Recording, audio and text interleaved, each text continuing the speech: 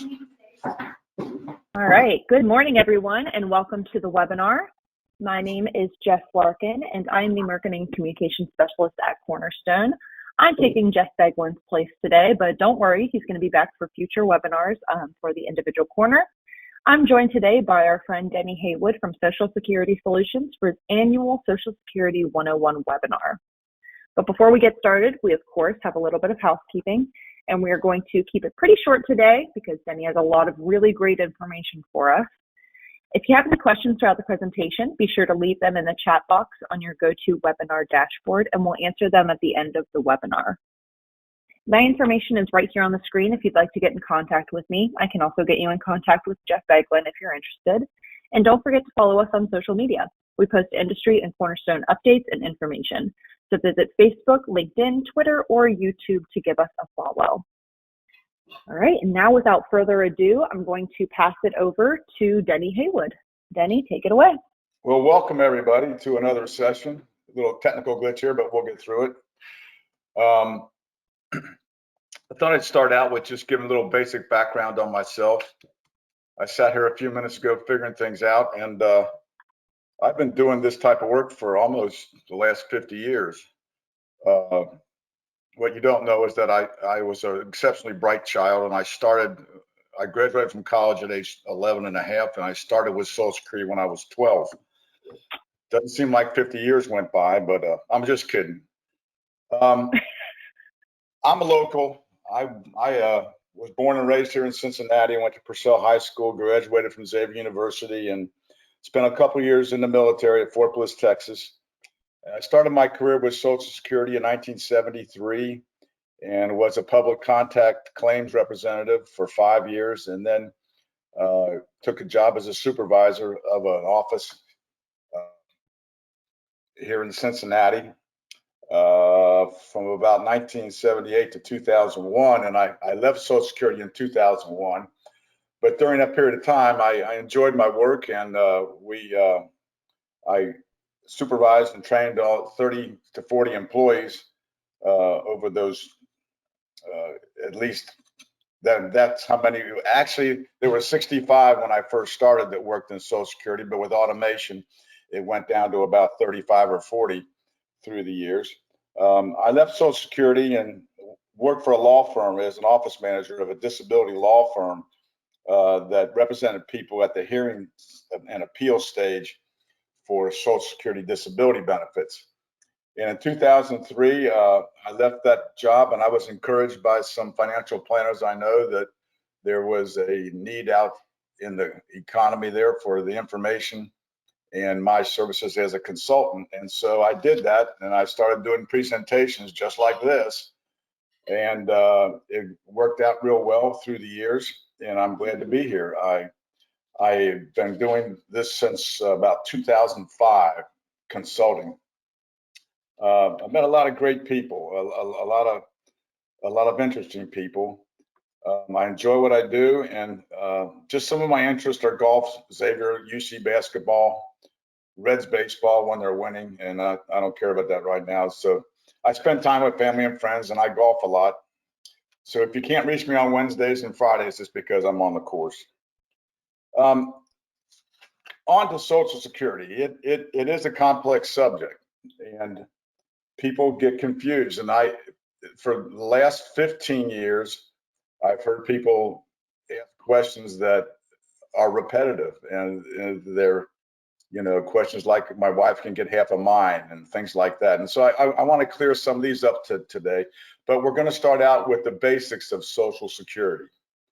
And so if you would, I need to go to the next screen, Jennifer, Jessica.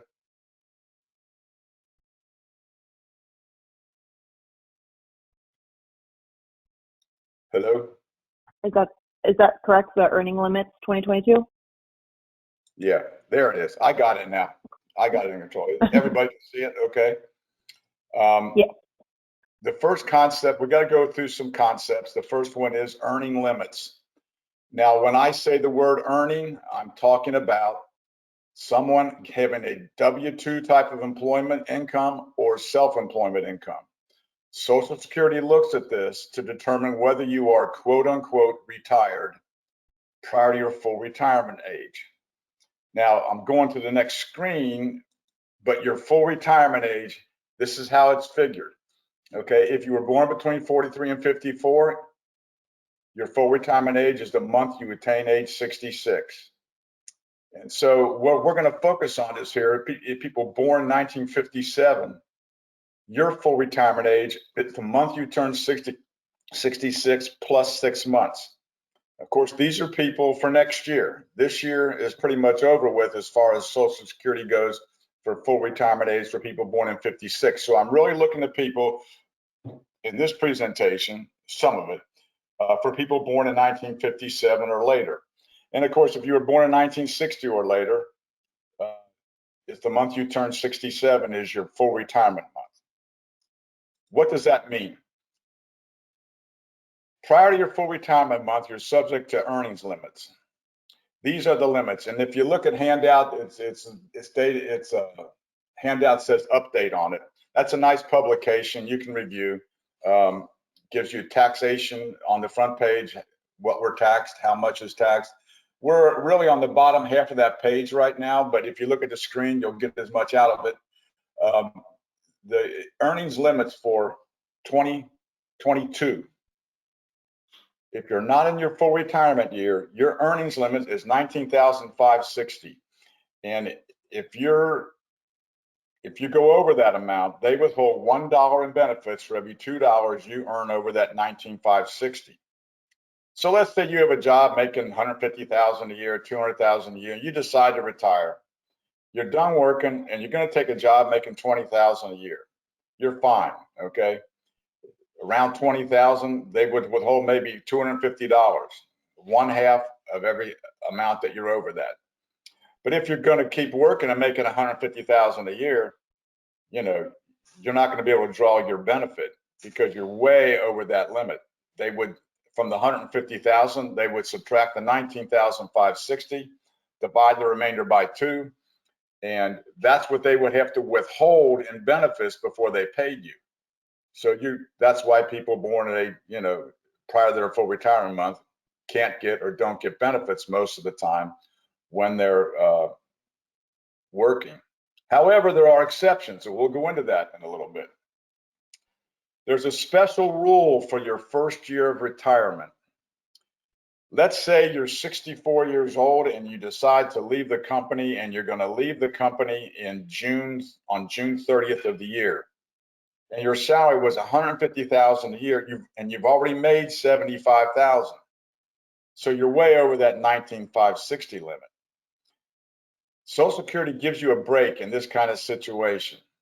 And they say if you stop work June 30th and don't earn from a job or self-employment, don't earn over the monthly amount, which is $1,630 a month this year. If you don't earn over $1,630 a month, then we'll pay you starting July and for the rest of the year. Now that break you get is only for that year. So even though you made $75,000, they're not going to hold that against you in the first year you retire. They will pay you for July and on. After that, they're looking at your total earnings for that year, meaning your total earnings from job or self-employment. And so if the next year you get another job and make $50,000, now we're into a situation where, oops, you could be overpaid. You got to report that to Social Security so they don't pay you or overpay you. That's the special rule for your first year of retirement. Now, in your full retirement year, you're allowed to make a lot more money with no loss in benefits. This year, if you were born in 1956, the limit's about $51,000. It's exactly $51,960. And if you earn less than that, you can take your benefit starting with January of this year. And I'm going to go into that in just a few minutes. But this earnings limit applies only to months prior to your full retirement month, which you'll see when I go into the next slide or two, gives you a choice in your full retirement year.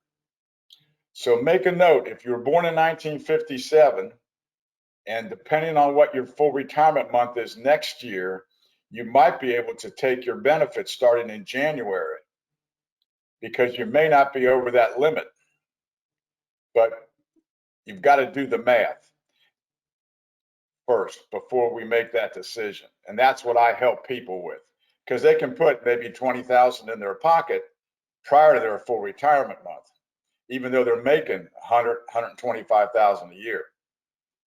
If you go over this limit in that period of time prior to your full retirement month, they withhold $1 benefits for every $3 you go over that limit. That's the difference with the full retirement year. And a lot of people leave a lot of money on the table unknowingly, okay? My position in this is I want my clients, I want people, and even if you're not my client and you call me up, I make you aware of this, that this year is important. If you don't want to leave money on the table, we need to look at how much you're going to make in your full retirement year and when your full retirement month is. It can make a difference. But some people are dead set on waiting until their full retirement month to take their benefit. And that's fine with me, just so you know what your options are. These are the earnings limits. These are what apply prior to your full retirement month. And these earnings limits apply to every beneficiary that's receiving retirement benefits, spousal benefits, children's benefits, survivor benefits. These limits apply to everybody that's receiving them. These limits do not apply to disability benefits. As you'll see, there's a different criteria for paying disability benefits.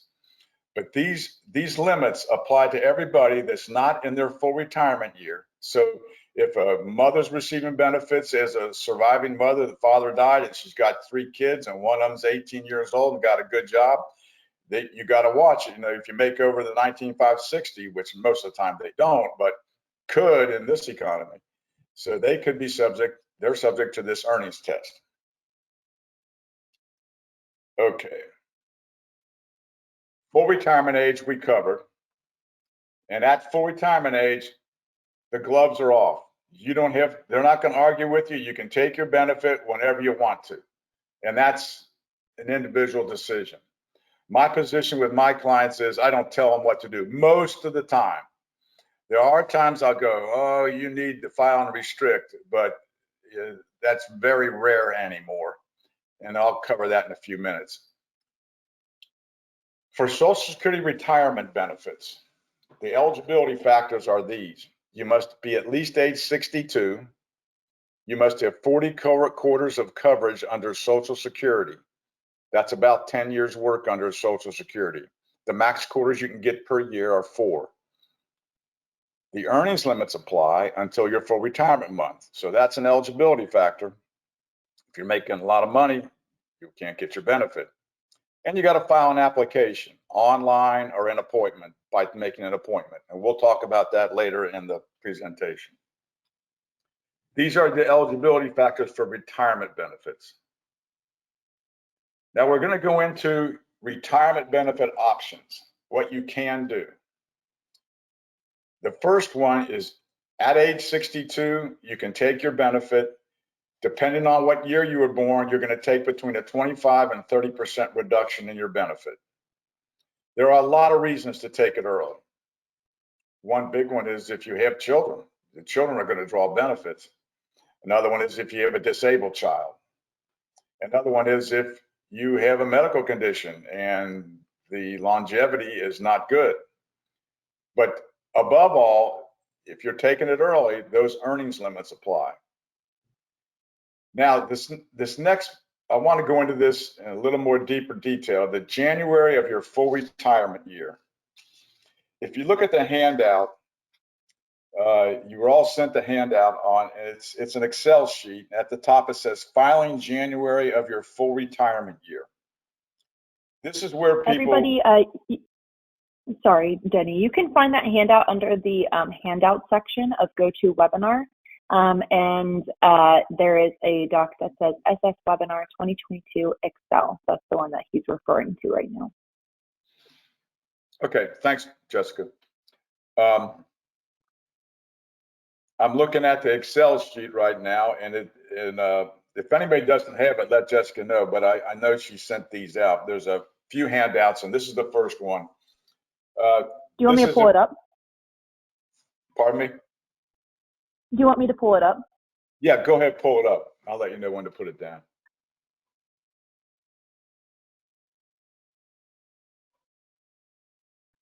All right.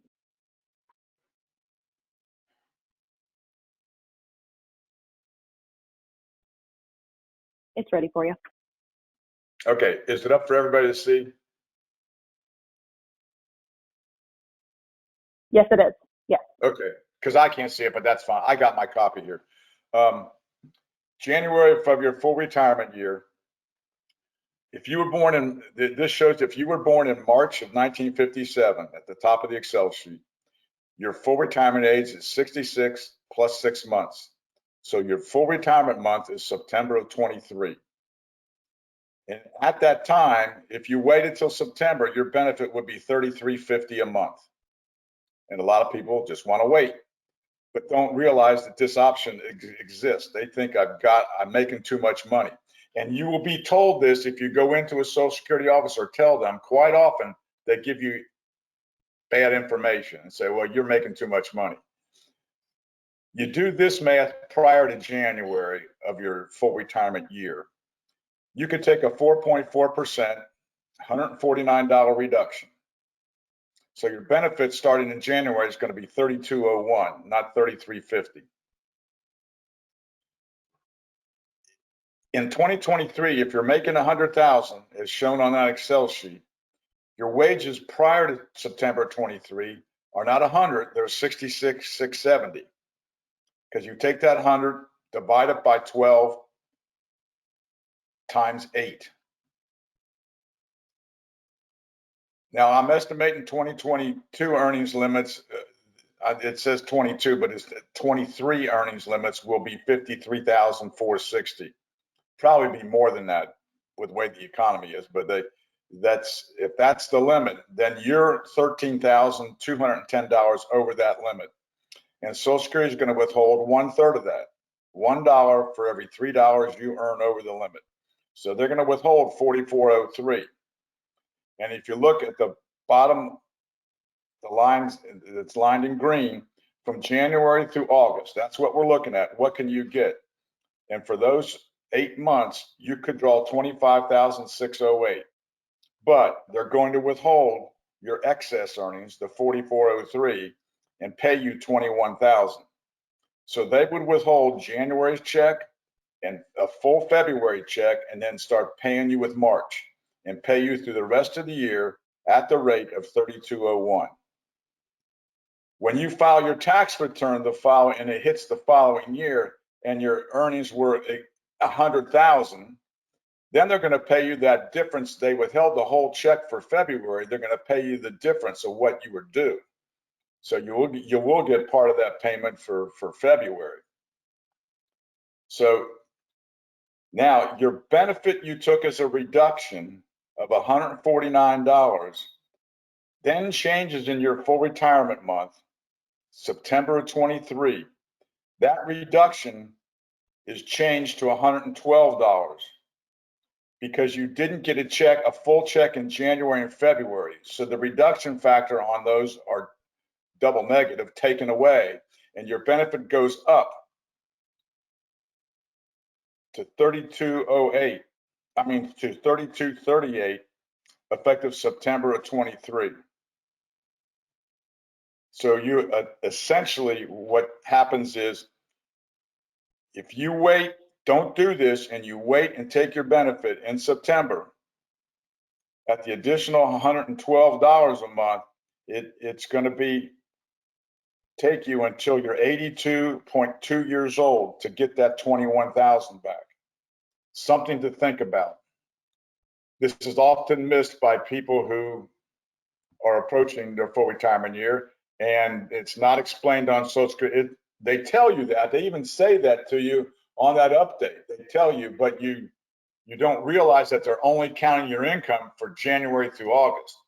Now, of course, this is somebody who was born early in 57. If you're born later, like if you were born in December of 57, your full retirement month is June of 24, not 23. So it all depends on what month you were born. The next bullet, you can wait till your full retirement month with no reduction. And many times people have to, because if this same person we gave the example on was making $300,000 a year, they wouldn't get anything January through August, so they wait till your full retirement month and would take your benefit. The next option is delayed retirement credits, and you would get 8% a year through age 70 on your benefit, increased. Now they do it by month by month by month. And for example, somebody who was benefit at full retirement age was $3,350. With the 8% increase at 70, their benefit might be $4,200, about $900 to $1,000 more. The problem is you've left $150,000 on the table. I am not a big fan of this. Now, some people, it's a great investment tool, and financial planners look at it like, hey, you know, it's great, 8%. We weren't getting that a few, especially back in 2009 and 10. But I'm not a big fan of it. What it does advantage the widow or widower, gives them a higher benefit if something happens to you. There is another strategy here, restrict to spousal benefit at full retirement age. I mentioned this earlier when we were going over when you can take your benefit. You can only do this if you're born prior to 1954. So anybody born in 53 or earlier can do this, restrict the spousal benefit. Now, what they do is they restrict to half of their spouse's benefit until age 70 and take that extra 8% a year. That's not a bad strategy. And this is the one I encourage people to do when I'm counseling them. I said, you need to really look hard at this. This is really a good deal.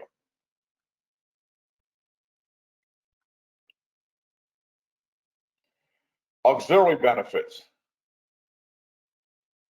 Auxiliary benefits are benefits payable on your record to other people, namely spouses or divorced spouse or children.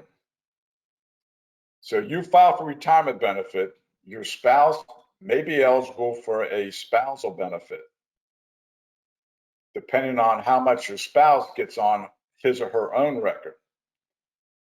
I'm going to cover this in just a minute, how the spousal benefit is figured. So a spouse or divorced spouse, age 62, on the divorced spouse, you must have been married for 10 years. The spouse, there's a 9-month, a 1-year duration of marriage you must. So for a spouse, you must have been married for a year to draw benefits. For a divorced spouse, you must have been married for 10 years. A spouse or a divorced spouse, any age, if they have a child under age 16 in his or her care. So the divorced spouse can receive a benefit on your record and the spouse on your record if they have a child under age 16 in her care. Now, what we get into on these is family maximum can be paid, only so much can be paid on each account. And what you get into is this divorced spouse or spouse working. Remember, earnings limits apply. Any unmarried children through the age of 18, 19 if they're still in full-time school, can receive on your record.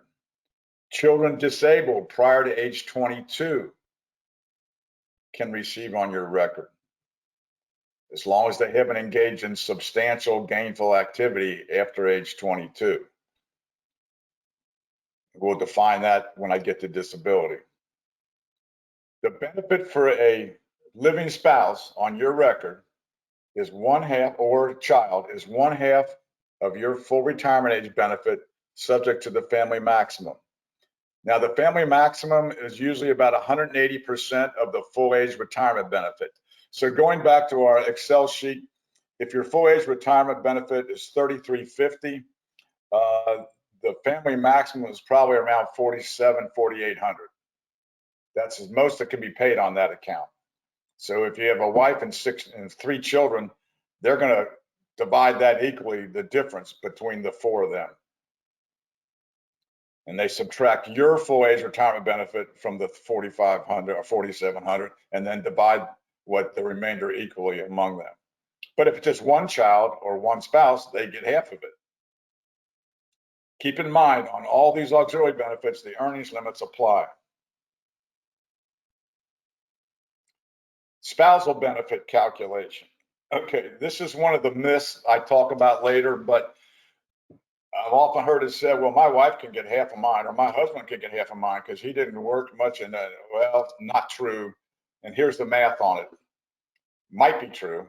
The higher wage earner, FRA is full retirement age benefit. When they hit their full retirement age, if the higher wage earner gets $2,000, just as an example, the lower wage earner full retirement age spousal benefit is about $1,000. Half of that, if they've never worked.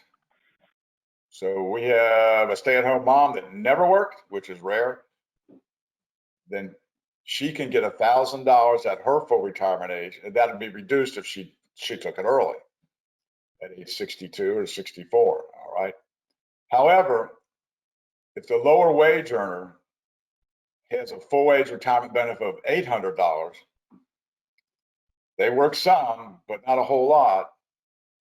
Then the spousal benefit is, you get the spousal benefit by subtracting that 800 from the 1,000 spousal full age retirement benefit. So the spousal benefit payable at full retirement age for this person is $200. They take it early, it's reduced.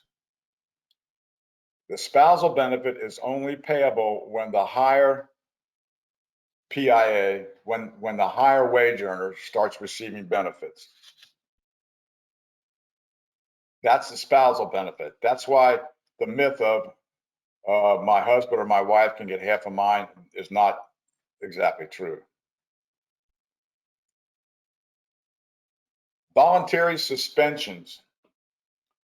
This used to be something that really enhanced people's benefits. This changed back in 2016 with the amendments. You can still suspend, it's still possible, between your full retirement age and age 70. And sometimes it's the right thing to do. Even if you took your benefit at age 62, when you reach full retirement age, you can suspend it and not take it anymore and get 8% a year on that benefit. That reduced benefit gets 8% a year through age 70, and then it would start up again. So that's possible to do. The problem with suspending is, number one, no one can receive on your record when you suspend. And that used to be the advantage.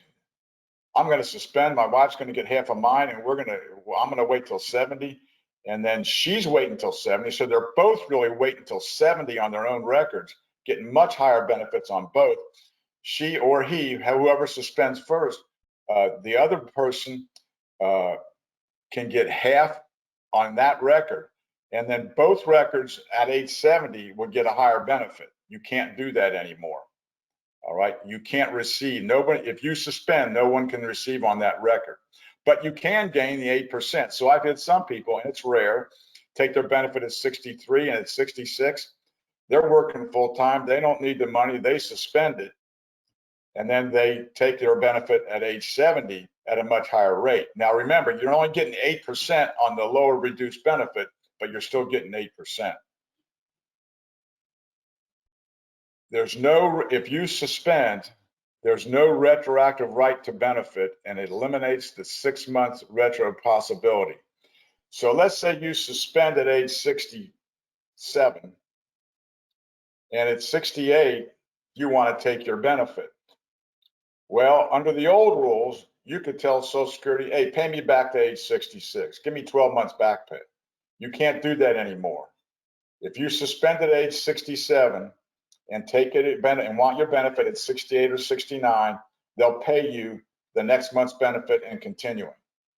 There's no retroactive right to go back. Some people would wait till age 69 and a half and take their benefit all the way back to age 66 and put about $50,000 in their pocket.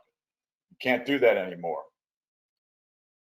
No one can receive on a suspended record except divorced spouses.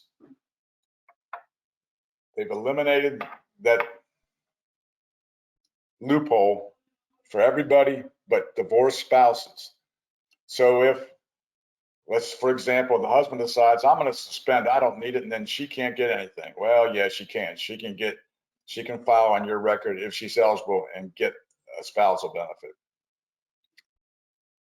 If you don't suspend and at age 67 or 68 decide to take your benefit, so you were just waiting, you didn't do anything. Now you can go back 6 months at any point or back to your full retirement month. That's the farthest you can go back. So at 68, you could go to Social Security and say, hey, pay me back 6 months because you haven't suspended. So there's really not much advantages in suspending. There are a couple. If you have disabled children, getting into suspending is there's some technical matters you got to go through, but a disabled child can get Medicare once they file. So there is 1 or 2 reasons to suspend, but not many. And I already talked about the last bullet. Suspending is possible between full retirement month and age 70, even if you take your retirement benefit at a reduced rate early. So this is voluntary suspensions. We're going to shift gears and go to survivor benefits now. Somebody died at some point. And there's 2 different classes of survivor benefits, if you will. There's what Social Security refers to as the aged widow, and then there is the young widow, okay? And we'll define them. The aged widow, in number 1 there, aged widow or widower, they are first eligible at age 60. So you could take your benefit, the widow benefit at age 60. A widower or widow between the ages of 50 and 60 and you're disabled, you're eligible for that benefit. But you must have become disabled within 7 years of the number holder's death. After that, widow disability benefits are not available. So if your husband died in 1990 and you became disabled in 2010, there's no disabled widow benefits. Divorced widow or widower benefits are payable even if you're married 10 years. You must be married 10 years to receive it. And most of the time, the spouse must be receiving, but not in these cases. The spouse must be at least age 62. And then the divorced widow, I'm sorry, not that's the living spouse. The divorced widow can take her benefit as long as you were married for 10 years, period. Widow or widower, you got to be married for 10 years. But what we get into with widows, aged widows, is it more advantageous to take your own benefit or the widow benefit? Because we're really usually here looking for what's the higher benefit now. Category 4 and 5 are young widows or widowers. Mothers and fathers any age caring for a child age 16 or younger. A father dies at age 45, leaves a wife age 43 with 4 children, 10, 8, 6, and 2. That was one of my clients not long ago, about a year ago. And she can take benefits for herself and for the 4 children, and they will probably hit the family maximum, and the 4 children, she can receive until the youngest child is age 16. All the children can receive to age 18 or 19 if they're still in school. Keep in mind, this young mother, and most young mothers are working at this point, are subject to the earnings test. So it might be better to just have the 3 children file and you actually get a higher benefit that way.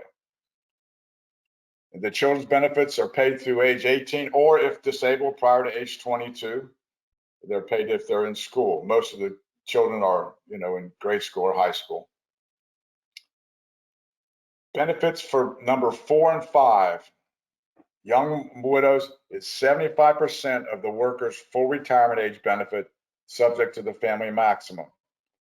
So that $33.50, if that's the full retirement age benefit, each person would get 75% of that, up to the $4,800 a month family maximum. But keep in mind, the earnings limits apply to all these benefits for all the children and all the widows until the widow or widower or mother or father, the widow or widower reaches full retirement age. There is a lump sum death benefit. I don't have it listed here. It's a silly benefit now for $255 to the surviving spouse. They should get rid of it, but it's there. It used to pay for half a funeral when I first started. It doesn't pay for the tires on the limousine at this point. This is survivor benefits.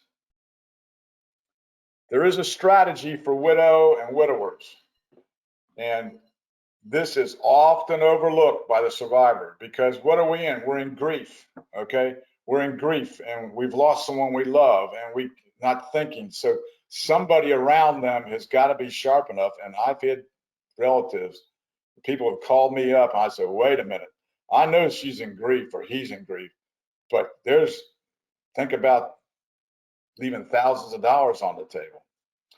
Start one benefit at a lower rate, switch to the higher benefit later at full retirement age or 70. So start the widow benefit early, like at 66, and then let your own, if it's going to increase to higher than the widow benefit at 70, take yours at 70. Or the opposite of that. Take your own benefit at 62, and then take the higher widow benefit or widower benefit at your full retirement age.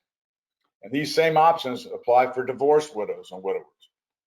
I've got a good example of how this was overlooked, and people just don't know. But this is often overlooked by the survivors. So it's got to be somebody around them encouraging them, say, hey, we need to do something. You got to go on with life. I run into this a whole lot. Windfall elimination provision, WEP. We're going to refer to that as WEP.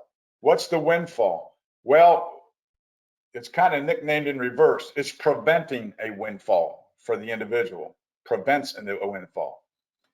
Windfall elimination provision affects the retirement benefit, your own retirement benefit, not the spousal, not the widow benefit. It affects your retirement benefit. If you're receiving a pension, it's based on non-covered employment, like government or a foreign country. So if you're getting a pension from the state of Ohio, from OPERS or STRS or any other state or city or county entity, based on your work there that was not covered under Social Security, you're subject to the WEP. Now, if you have 21 or more substantial earnings years, that will reduce this WEP offset. If you have 30 substantial earnings years, or commonly referred to as years of coverage, if you have 30 years, it eliminates the WEP. So many people, along with their part-time job, have worked prior to and after that under Social Security. Let me give you an example of a substantial earnings year. This year, 2022, a substantial earnings year is $27,360. Last year, it was $26,550. In 2000, it was $14,175. So as you go back in time, a substantial earnings year was a lower substantial. But if you have 30 of them, you will not be WEP'd. It's important to understand that the WEP offset does not apply until pension starts or the funds are available. And there's a myth I will discuss before we're done today about funds being available, okay? And people who say, well, I'm going to take a lump sum, or I'm not going to get a pension. They got you no matter which way you turn it, because they're going to ask you a question. Have you ever worked in employment where Social Security was not taken out? And you answer yes. You cannot rely on your Social Security statement if you are subject to the WEP. That's going to give you what you would have gotten except for the WEP. WEP affects your own retirement benefit. Government pension offset, GPO, affects any spousal or widower benefits if you're eligible for a pension based on non-covered employment. The spousal or widower benefit is reduced by 2/3 of the government pension. So if you're getting $3,000 a month from OPERS, the state of Ohio, and you could get a widow benefit of $1,500, you're not going to get it because 2/3 of that pension, $3,000 or $2,000, offsets that $1,500 widow benefit from Social Security. One thing to understand is this does not apply until the pension starts or the funds are available.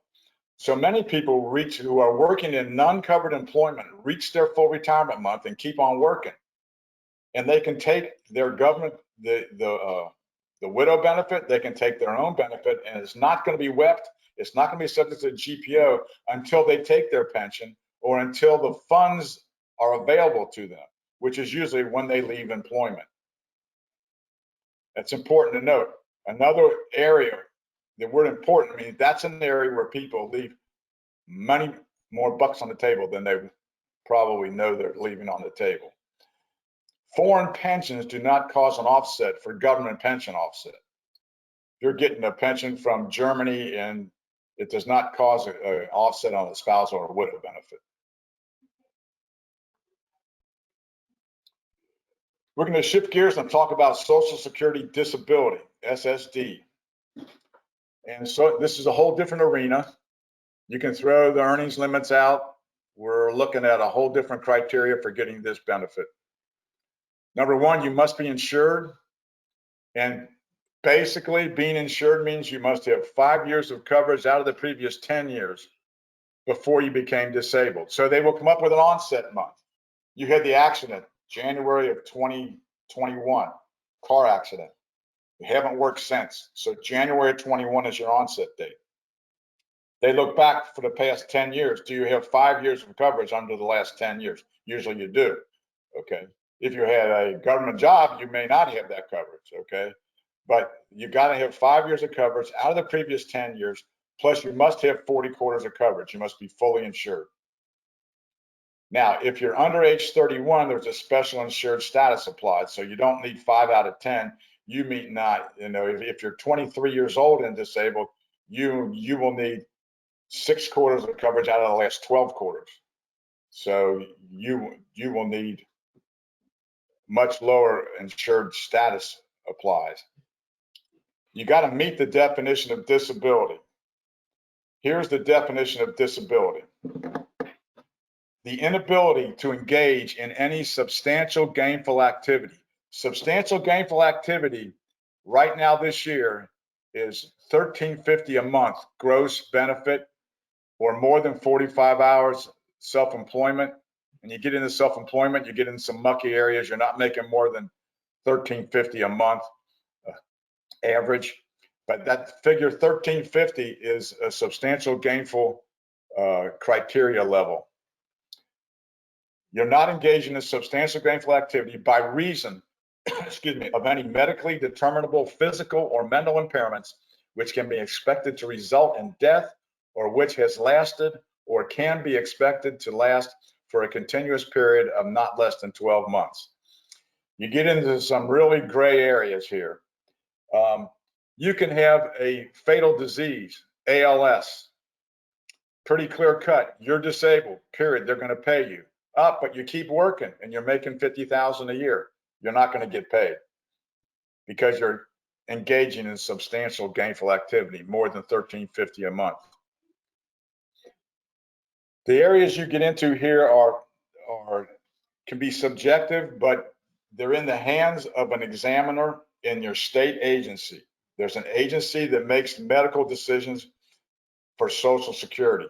Social Security does not make these decisions. An agency of each state makes the decision. In Ohio, it's under the heading of Job and Family Services, And the disability determination services makes that decision. And this person is in Columbus, they get your medical information and they make a decision based on the criteria involved. Okay, but you must meet the definition. There is a waiting period. Okay, a waiting period of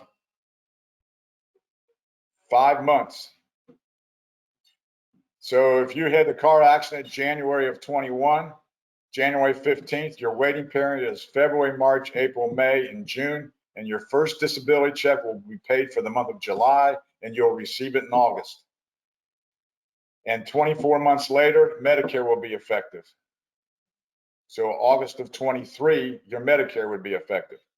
That 5-month waiting period applies to everyone for payments to start except ALS, people with ALS. The 24-month waiting period for Medicare applies. The exceptions are ALS, which has no waiting period, and kidney dialysis. They have a 3-month waiting period. Medical decisions are made by the state disability determination services. And like I said, there are people that are trained in the Social Security disability law. They usually take about 4 to 5 months for a decision. However, there is a class of compassionate allowances, and these are cases that are usually expected to end in death, like ALS, certain blastomas, cancers of the brain, a lot of diseases that children have, and they are instant approvals. All they need is the diagnosis code. They contact a doctor and they approve the case. Compassionate allowances. There's maybe 300 or 400 compassionate allowances now. It used to be 250, but I think they've added more to it. So these decisions take about 30 days before you get approved. If you're going in with a bad back and knees and musculoskeletal stuff, it's going to take 4 to 5 months before you get a decision. You can, if you get denied, you can appeal this decision within 65 days of the denial notice. And there are 4 levels of appeal.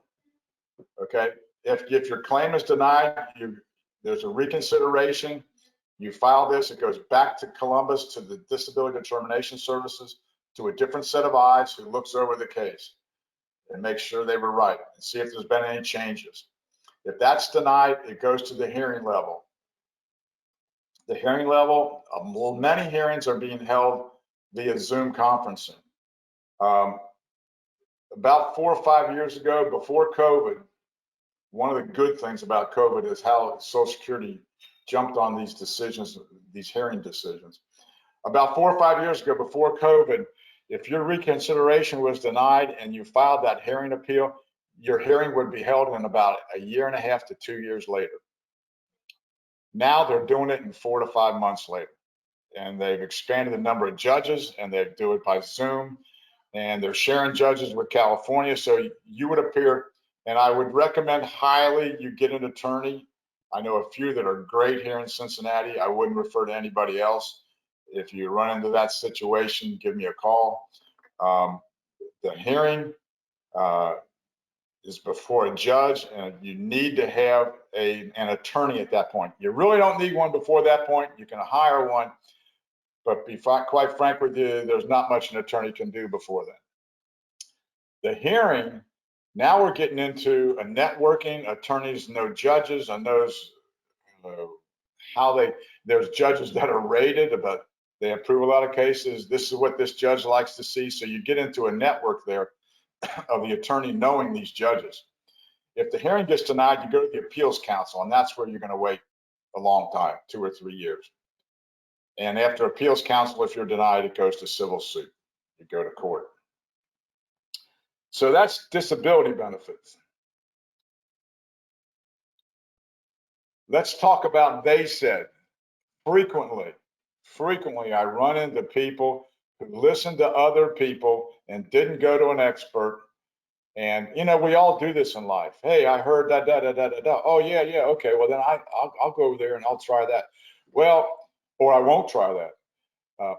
Who are they? They are coworkers, relatives, supervisors, friends, sometimes Department of Human Resources that make statements that deter people from looking further into benefits, okay? Don't assume what they said applies to you. Classic they said statements, okay? You're making too much, not that, that's misinformation. Classic MACE is that you have to get your Social Security at age 60, your Medicare at 65. You got to file for it, no matter if you're working and covered on a group health plan or not. No, you don't, okay? My wife gets half my benefits, okay? Not always true. A classic one, a classic case is a case that I had referred to me by a well-known company here in Cincinnati. And the lady listed her name and said she was on my sheet, said divorced. So I called her up right away, and because she was 69 and a half years old at the time. And she said, I said, how long, have you been divorced? She, I've been divorced. She said, oh, he died about 10 years ago. I said, what? She could have filed and taken the divorced widow benefit when she was 66, but had listened to people around her that said, you're making too much money, you can't get it. She said, that's why I didn't file, because I'm making too much money. I'm waiting 70 to get my own benefit, which made sense, except she had left over $103,000 on the table. Widow benefits, divorced widow benefits, she could have had from age 66 on. Because she listened to somebody say you're making too much money. And for this company, she was making 130, 140,000 a year. She was in sales. So be careful who you're listening to. The next classic, now this is when people in general, relatives, friends, coworkers, say things to you. Like, you've got to take your Medicare when you're 65 or there's a penalty. No, you don't, not if you're on a group health plan. In fact, you can hurt yourself. At 65, if you take Medicare, get Part A, you can no longer contribute to the HSA. So, because you can't take that tax advantage if you're on a public health program, which Medicare is. Now, this next class of cases, misinformation from an official source. This is information, this is words out of their manual. Information provided by SSA was not correct and deters someone from filing for benefits. I got a couple of good examples. A friend of mine went out to an office here in Cincinnati, walked up and said they had read an article where she was 66, and she said, we read this article where I can get half of my husband's until I'm 70 and then take my own. And she went up to the window. Remember this, she took a number and went to the window, and the person at the window said, no, you got to take yours first. Okay, yours is higher than his. You can't wait till 70. Well, she was born in 1948, all right, and she could file and restrict, is what she was saying to this employee, and that employee didn't understand it. And that employee told her no. Well, we went a year and a half later, I was talking to her and I said, how'd that go? She goes, oh, she had asked me ahead of time what to do. I said, go out there and file. You're eligible. And she was embarrassed to come back to me, and she said, well, you were wrong. I can't do that because I said, wait a minute. No. You got bad information. You got misinformation from an official source. And every interview they do is Social Security does, whether it's on the phone or at the office, it's recorded electronically and then stored. And so we filed a misinformation complaint.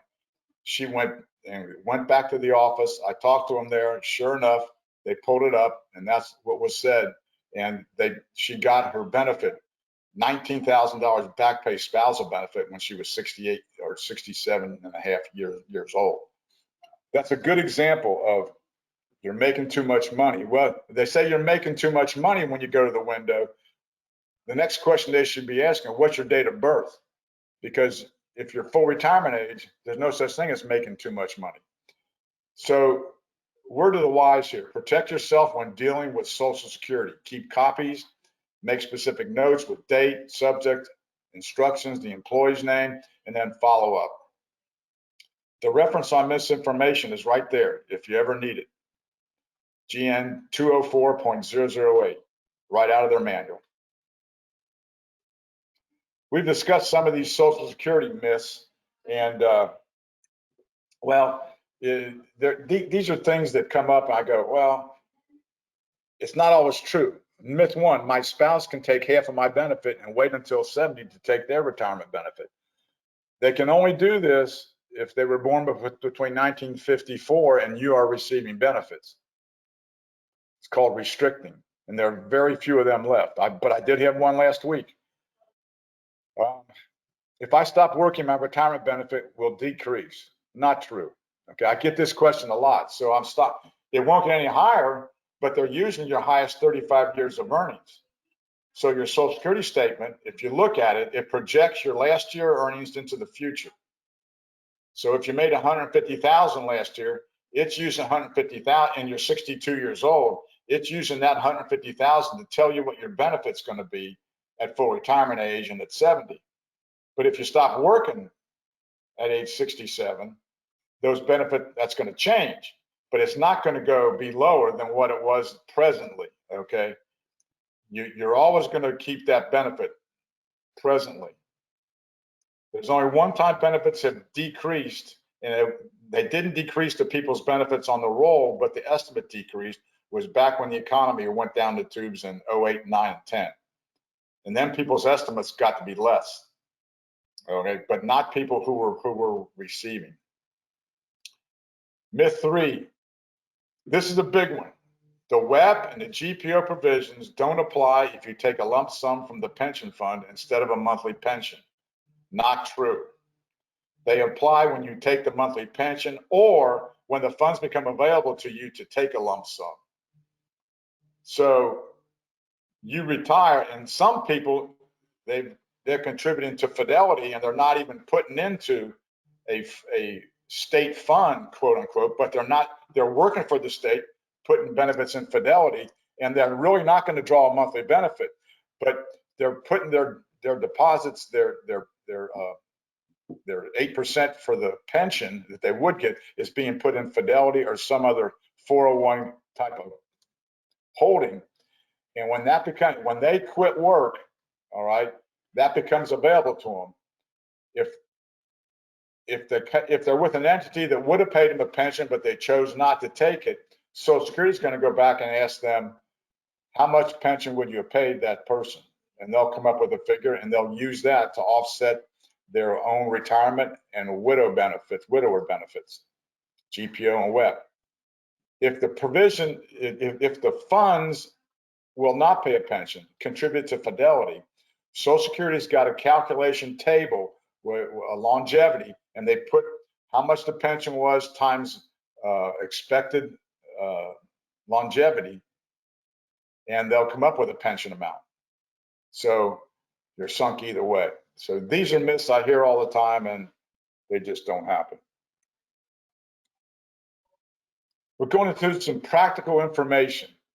Number one, calling the national 800 number. If you have to call it, and you got to be very careful, because you will get 2 or 3 different answers on 2 or 3 different calls on a lot of things. They're available 7 a.m. to 7 p.m. Okay, but the best time to call is midday Eastern time, because now by midday the East Coast is open and the West Coast is open. If you call it 7 a.m. in the East, at 7 a.m. it's 4 o'clock out on the West Coast. Their teleservice centers aren't open. You're going to wait a lot longer. So you really want to call about midday, and then all the teleservice centers are open from 7 a.m. to 7 p.m. But that's the time. You got to remember the time zone. The other thing is you don't call them on a Monday or a day after a national holiday. You'll play havoc getting through. Do not do that. Local offices are now open to the public. They opened up, I believe it was May or June, I forget. They opened up where you can go in and file, you can go in and do business, and they do teleservice too. So if you make an appointment, okay, if you make an appointment to file, you can go into a local office, or they'll do it on the phone. But I will tell you that filing online is the slickest, easiest way. The problem with making an appointment is If you call today, you might get an appointment in 4 to 6 weeks. They're packed. If you file online, they're usually going to process your case in about 30 days. I've had it happen that people call, make an appointment, they get an appointment next week. Well, someone had just canceled. That's how you could get lucky. There are several situations I will tell people, you're going to have to make an appointment anyway for your wife to file or your husband to file for spousal benefits. So you might as well make an appointment and not do it online. Get it all done at one time. I offer a service of helping people file online. The simpler cases are fine. But if you have a case where a man and a wife are going to file and she is eligible for some spousal benefits, you can't do a spousal benefit claim online. And if you try, you can, but they will screw it up often, very often. And they will tell you to go in and file in the office. So you're better off, if you and your wife are both eligible, you're better off making an appointment. Dealing with a local office, even so you call early and call often and make the appointment. But filing online is slick, it's good, but you cannot file widow benefits online. You cannot file for survivor benefits online, so you got to make an appointment. Filing online is the easiest way to go. I assist clients that want but you can do it yourself if you've got computer skills. Overpayments. Just a note on overpayment. If you're ever overpaid by Social Security, you can offer an 80% compromise offer and they will take it hands down. You're going to write them a check. So if you're overpaid $10,000, you're going to offer them $8,000 and they'll take a check. Hands down, no questions asked. Now for higher overpayments, like if you were disabled and went back to work and didn't report, and I've had people overpaid $50,000, $60,000, $70,000, and that does happen. Now you can go into compromise on that if you've got the funds to pay them, but it's got to be negotiated. They're going to want more financial information from you. You can ask for a 50% or 60% compromise, but the 80% will always be. And a lot of people, somehow with the work, they don't report it and they get overpaid $3,000 or $4,000. Offering a compromise settlement works, and there's a reference if you need it. I cannot overemphasize opening up your own My Social Security account. I know you're 38 years old or you're 40 years old, and the reason to do this is to protect yourself. Once you got a My Social Security account, you can go in and look at that every year and make sure the prior year's earnings are on there, that you're being credited. Okay, and you want to go in June, like right now, you would go in and look at 2021, make sure that's posted. I cannot tell you the number of people, I look at their earnings record and I go, what are those 2 years that are missing? In 1998, 1999, oh, I don't know, I was working.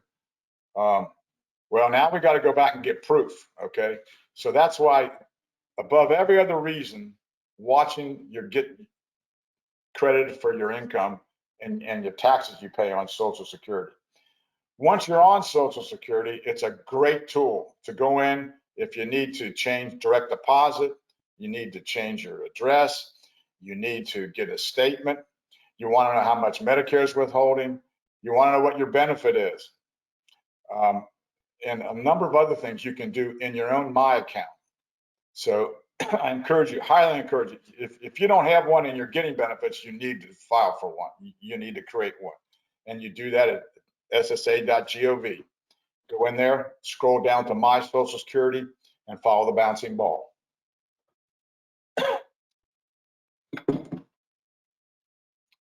Social Security Solutions is my business, and I've been doing it for roughly 15 years, 16 years.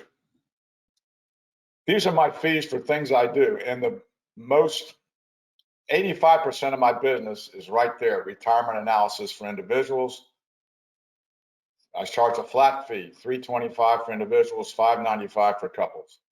There's a handout on that, and it was sent to you. I don't think it's necessary to bring it up, Jennifer, but they can look at it. There are multiple things involved, and it's on this handout, Social Security Retirement Analysis. Now, it lists about 15 bullet items. Now, not all these bullet items are involved in every case, but I make sure that they're covered if they are involved. So it can get quite complex. This is what I do, 85% of my business. I do help people file for claims online. The other 10 to 15% is disability benefits. Now, for retirement analysis, if you go to my website, I direct people to the website. You click on retirement analysis. It's one of the headings on the homepage, and that leads you to a page where you're going to give information to me, fill out a form, and get your Social Security statements to me and your earnings history to me. And we can sit down and do your analysis. Disability claims a little different. I want to consult with you first. There's a whole lot going on with disability, and it may be time for you to file, and it may not be time for you to file. So there's no place to go on my website. I have people send me a contact form from my website, and I call them back and set up a time to consult with them on everything that's involved in their case on their disability. Misinformation cases, I developed a fee agreement on that. It's 25% of any past due benefits up to $6,000. I don't do many misinformation cases anymore. Don't get it, but there's plenty out there, I'll tell you. Other issues, I charge $300 an hour, and there's my website. I encourage you to either personally or relatives, your friends. It's good to sit down and know how to navigate the system, because it's complex and there's a lot of things people don't know. What bothers me most is when people leave money on the table and didn't intend to, and didn't know they were eligible. So, Jennifer, that's it. I'm ready for some questions if we have any. I mean, Jessica, I'm sorry. That's okay. All right. Anybody, if anybody has any questions, you can go ahead and leave them in the chat, and we will go ahead and go through these. I'm going to go back to that last PDF because it has your information on there. So we'll leave that information there on the screen if you'd like to get in contact with Denny with any additional questions that we can't cover in this Q&A section. I'm also going to be sending out a recording of the webinar to everyone who has attended, as well as those handouts again if you haven't already downloaded them. So let's go ahead and get to some questions. We got quite a few here. The first question: if a client is currently drawing Social Security under their spouse and delayed their Social Security until turning 70 in the middle of the year, is there a reason to start drawing under their earnings as of 1/1 versus waiting until actually turning 70 in June of that year? Well, you can do that, but you only get delayed retirement credits through January of your filing month, and you lose maybe $70, $80 a month, as opposed to waiting until the month you turn 70. Could be more, because at 70 you're going to get the maximum you could get. You don't want to wait till then. But there's no advantage to waiting. I mean, to taking it early. There's a disadvantage because you're not going to get as high a benefit as you would at 70. So, but you're putting a little more money in your pocket at a little less a month going forward. All right. The next question: what happens if divorced spouse remarries one or both? Would you read that again? Divorced spouse remarries? What happens if a divorced spouse remarries? And I think they're referring to either one spouse or both of the spouses that are divorced.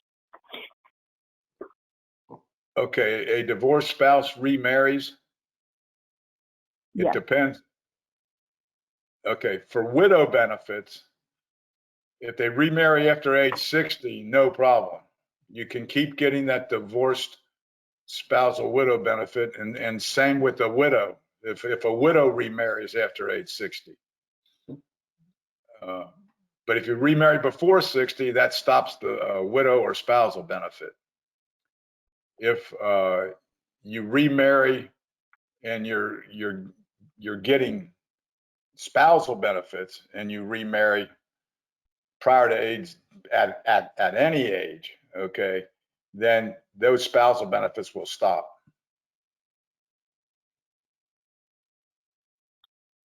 Okay. Another question about that: does a divorced spouse collect before spouse collects Social Security? I'm sorry, would you repeat? Does a divorced spouse what? Does a divorced spouse collect before spouse collects Social Security?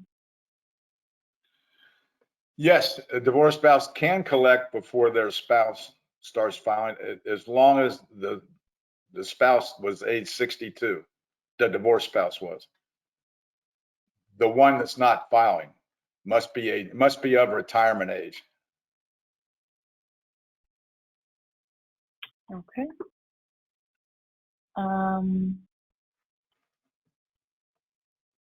Sorry, we got a lot of questions here, just going through them. Please review the spousal benefit versus taking your personal benefit again, please.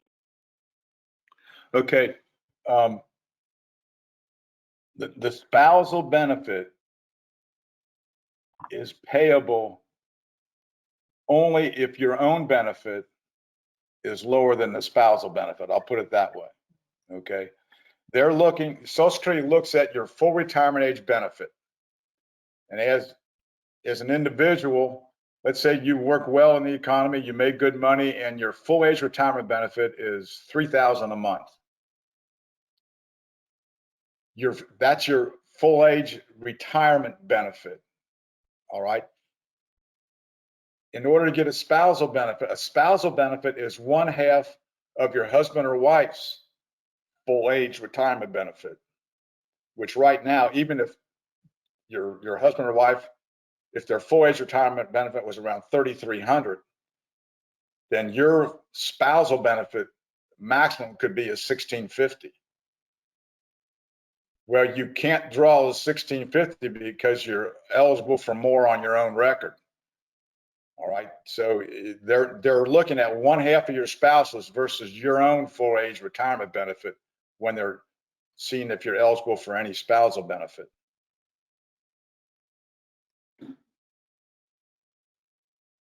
All right. If a spouse draws at 62 and makes no income, but the married partner makes considerable income, will the 62-year-old's benefits be taxed? Be taxed? More than likely, yes. Yes. Because taxation, if it depends on the couple's adjusted gross income. If it's more than 32,000, a percentage of the Social Security is taxable. Between 50% of it and 85% of it is taxable.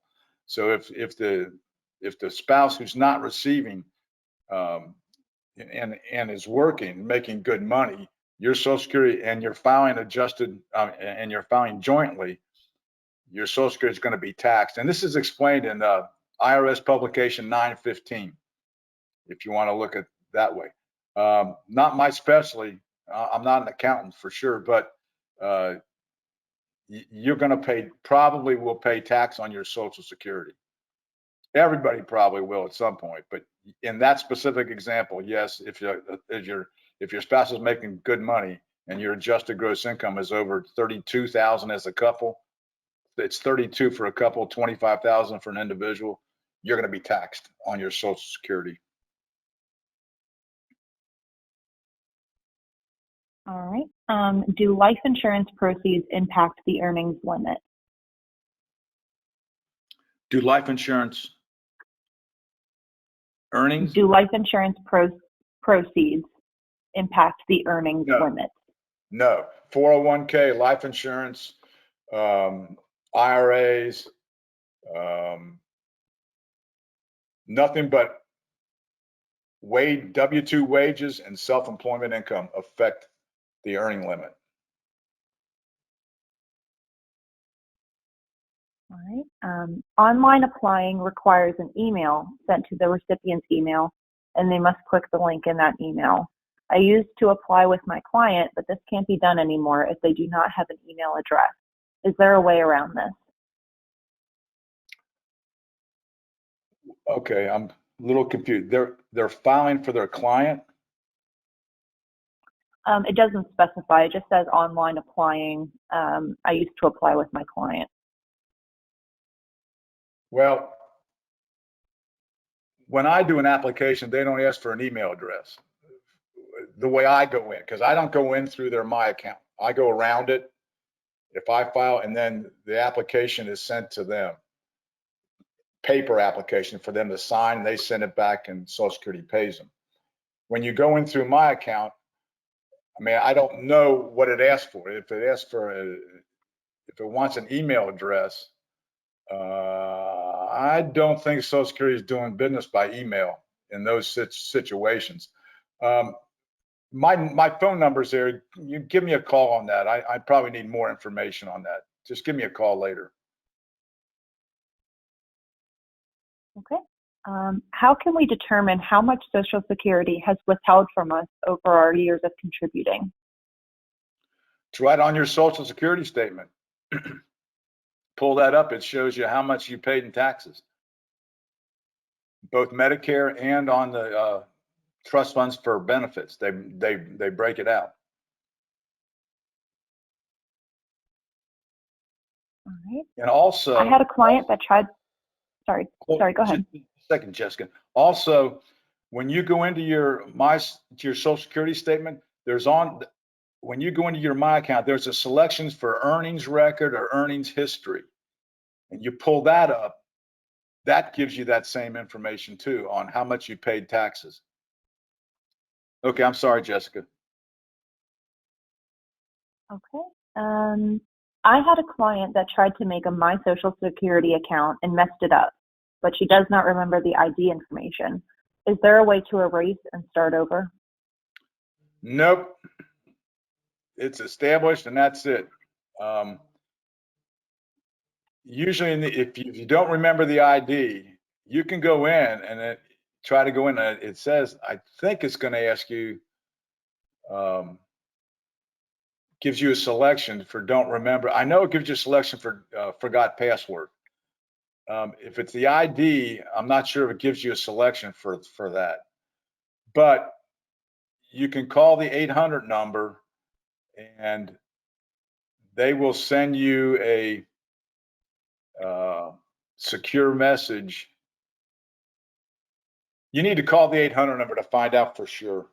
I'm not sure how that works anymore because they used to give you a selection for forgot password. If you don't remember the ID, that can be a problem. But I would call the 800 number and ask them what you can do. They get a lot of those calls, by the way. Okay. Has there been a change for 2023 to file for Medicare and still be able to contribute to an HSA? Has it changed? Yes, for 2023. Not that I know of. Okay. And then this is the last question that we have. And if you guys have any additional questions, you can go ahead and send them either directly to Denny or I'd be happy to forward it over from my email as well. Have you ever dealt with someone who has dual citizenship? They have Part A here. They never enrolled in Part B because they're a single payer system in the other country. They stated that they also have private insurance policy in the other country. If it was continuous coverage and better than Medicare, would Social Security ever consider this as creditable coverage? Well, I doubt it. Now, I don't deal in that area much, but I can look it up and I have resources to get the answers. But I doubt if a foreign entity is going to be considered credible coverage. So, but if you want to email me or call me, I have contacts in places where I can find out the answers. All right. That was the last question that we had. Like I said, if you have any additional questions, then feel free to either call Denny directly or you can email me at jlarkin@crnstone.com or Jeff Beglin at gbeglin@crnstone.com, and we will forward those questions over to him for him to answer.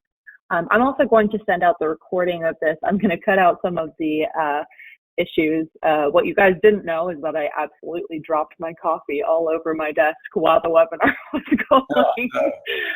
So I was dealing with that as well. But I will be getting this recording uploaded by the end of the day, and I'll send that out to you guys in the next couple of days.